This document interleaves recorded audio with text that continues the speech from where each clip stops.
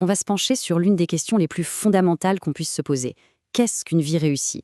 Et pour y répondre, on a une source assez incroyable. Une étude qui s'est étendue sur 86 ans. Alors, pour commencer, regardons un peu ce que notre société nous présente constamment comme le chemin vers le bonheur.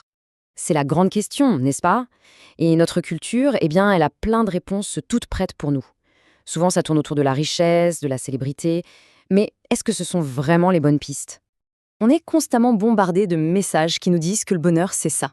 Gagner beaucoup d'argent, avoir la bonne voiture, accumuler les followers, bref, tous ces symboles extérieurs de réussite. Mais est-ce que ça marche vraiment? Ok, laissons de côté ces idées reçues pour se tourner vers une source qui a passé presque un siècle à chercher la véritable réponse. Oui, 86 ans. C'est la durée de l'étude de Harvard sur le développement des adultes. C'est tout simplement la plus longue étude jamais réalisée sur le bonheur humain. Tout a commencé en 1938. Et attention, ce n'est pas un simple sondage. Non, non. Ils ont suivi les mêmes personnes, année après année, à travers toutes les étapes de la vie d'adulte. Et aujourd'hui, ils suivent même leurs enfants. Et ce qui est fascinant, c'est qu'ils sont partis de deux groupes radicalement différents. D'un côté, des étudiants de Harvard promis à un brillant avenir. De l'autre, des jeunes issus des quartiers les plus défavorisés de Boston. L'objectif était de découvrir des facteurs universels, valables pour tous, peu importe le point de départ dans la vie. Alors, après des décennies de recherche, des milliers de pages de données, quel est le principal enseignement? C'est quoi le secret? Et là, c'est vraiment la découverte la plus surprenante de toute l'étude. Ce n'est pas que les bonnes relations rendent plus heureux. Ça, on pouvait s'en douter. Non, le plus fou, c'est que les relations humaines de qualité nous maintiennent en meilleure santé physiquement. Et la science, derrière ça, pointe vers le stress. En fait, de bonnes relations agissent comme des régulateurs de stress. Elles aident notre corps à revenir au calme après une épreuve.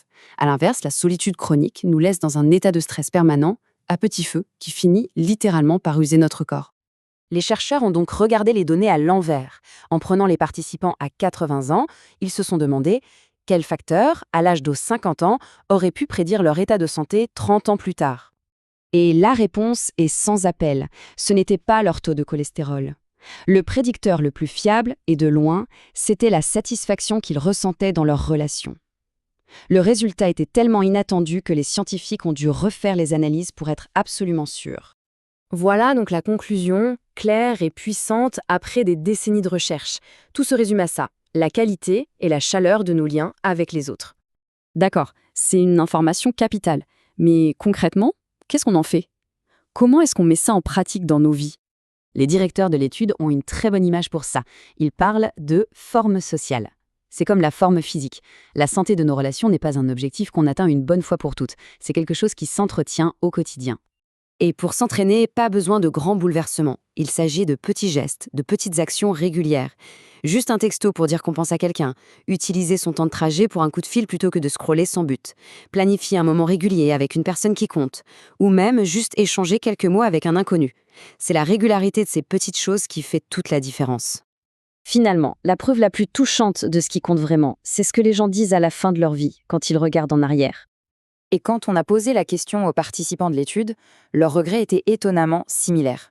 Personne n'a regretté de ne pas avoir passé plus d'heures au bureau. Au contraire, ils regrettaient d'y avoir passé trop de temps, au détriment des personnes qui leur étaient chères. Et à l'inverse, ce qui les rendait le plus fiers, ce n'était pas leur promotion ou leur richesse, c'était leur impact positif sur la vie des autres, le fait d'avoir été un bon ami, un bon parent, un bon collègue. On va terminer avec cette question, tirée des conclusions de l'étude. C'est une question simple, mais elle résume parfaitement ce qui, au bout du compte, a le plus d'importance.